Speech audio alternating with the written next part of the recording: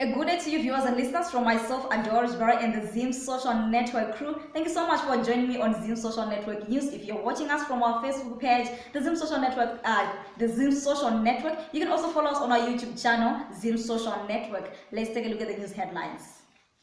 Ramaphosa envoys to return to Zimbabwe for further negotiations.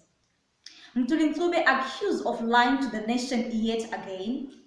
The Minister of Information, Publicity and Broadcasting Services, Mangwana, has blamed South African media houses for misleading viewers on the current situation in Zimbabwe. Mutiny under fire for behaving like ZANU-PF bigwig. Bishop who predicted Mugabe's ulcer warns him. The UK-based Cancer Support Network offers to help Patson Zamara with free medical treatment. Nurses demonstrate over pure remuneration. Breaking news, Professor Zobo dies. The MDC party's Douglas Monzora has recorded 6 more Harare councillors. In our last story, to round up our news, breaking news, days for Warriors AFCON qualifiers against Algeria announced. Let's take a look at the news in detail. Ramaphosa envoys to return to Zimbabwe for further negotiations. The MDC alliance is hopeful that South African envoys will be able to nudge President Emmerson Mnangagwa and ZANU-PF to finally hold much needed dialogue with the opposition and other key stakeholders to end Zimbabwe's decades-old political crisis. Mnangagwa and Chiwenga had different objectives, and the intention was to take advantage of the vulnerability of the country and its citizens to ensure they guarantee their authority and power to even oppress the people more and keep them under control. Welshman Zube to lead the MDC alliance team to meet Ramaphosa's envoys. In the next story, Mutiny accused of lying to the nation yet again. The government workers on Wednesday accused their employer of abandoning salary negotiations, which are supposed to be held periodically between the two parties under the National Joint Negotiation Council, the NJNC. In a statement, the workers said that although the Minister of Finance, Mutiny, has been quoted several times in various media claiming that negotiations are ongoing, the Apex Council would like to categorically state that no talks of any nature are happening. For the record, the last National Joint Negotiation Council meeting happened in April 2020, where both parties agreed to reconvene in 2 weeks as the government side wanted to consult their principals. Moving on, the Minister of Information, Publicity and Broadcasting Services, Mangwana, has blamed the South African media houses for misleading viewers on the current situation in Zimbabwe. Mangwana has put this blame on South African media houses through his tweet that reads, "South African media houses brazenly misled viewers on the situation obtaining in Zimbabwe by using file photos and videos to back their biased reportage, something that even contravenes that country's broadcasting laws." New data reviews. That was from Mangwana, the Minister of Information, Publicity and Broadcasting Services. In the next story, Mutiny under fire for behaving like ZANU-PF bigwig. Bishop who predicted Mugabe's ulcer warns him. The fearless cleric Bishop Anselmo Magaya has said that church leaders should not be used by ZANU-PF to advance its evil machinations. Bishop Magaya rebuked Bishop Nehemiah Mutiny and Prophet Andrew Utaunashe for purporting the speak on behalf of the church. In his statement, he says, having Mutiny and Utaunashe speaking on ZBC, Zimbabwe Broadcasting Corporation, in defense of the government, you would think you are having political commissions. You are hearing political commissions. They would rather dissociate with the church and cling to evildoers. Moving on, UK-based Cancer Support Network offers to help Patson Zamara with free medical treatment.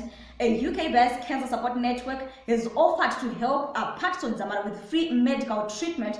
This was after on Wednesday, Zimbabweans woke up to the saddening news that the political activist and a brother to the missing journalist Itai Zamara, Patson Zamara, was diagnosed with colon cancer. Mr. Zamara was diagnosed with colon cancer and needs $28,000 for treatment. In the following news, nurses demonstrate over poor remuneration. More to follow in the following video clip. I'm Moses Gauke. Love and respect all the nurses from Harare Hospital to Tungiza. Who have come to represent us and support us.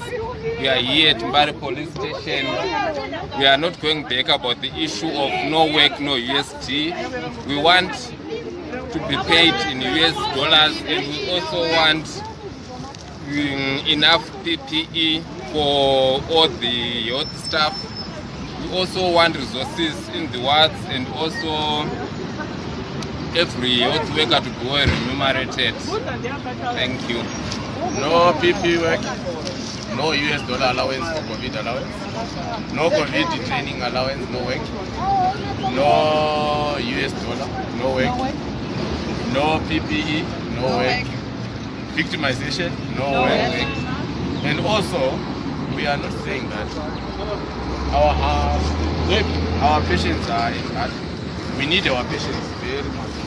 We need also everyone for the government of Zimbabwe to be concerned with us, so that we are going to come back for our work after our concern has been met.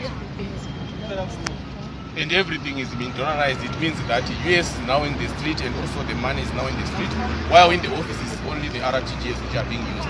Thank you very much. And we are not going back.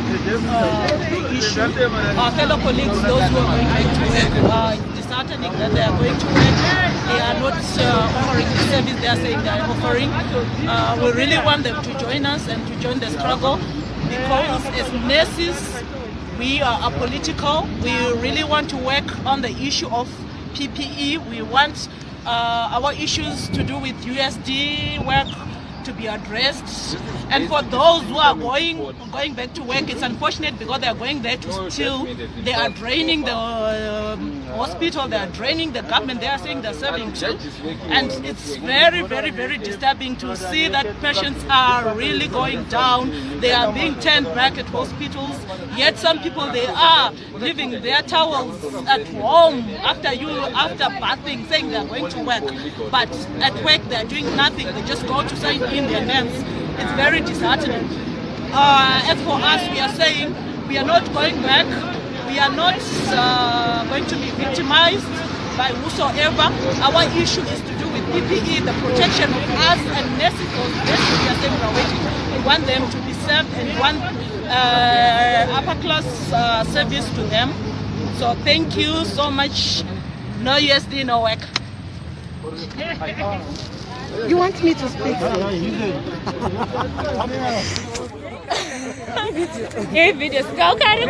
Okay. Dice, academic author and former associate professor of history at the University of Zimbabwe, Professor Chengetai Jonas Mdadiro Zhobo, has died. Professor Zhobo died at St. Giles Medical Rehabilitation Center in Harare yesterday after a long illness related to a stroke he suffered a year ago. He was a younger brother to the late national hero and veteran nationalist Dr. Edson Zhobo. Family spokesperson and vice chancellor of the Great Zimbabwe University, Professor Mangwana Zhobo, described his elder brother as a strong-willed individual who was determined to make the best every situation.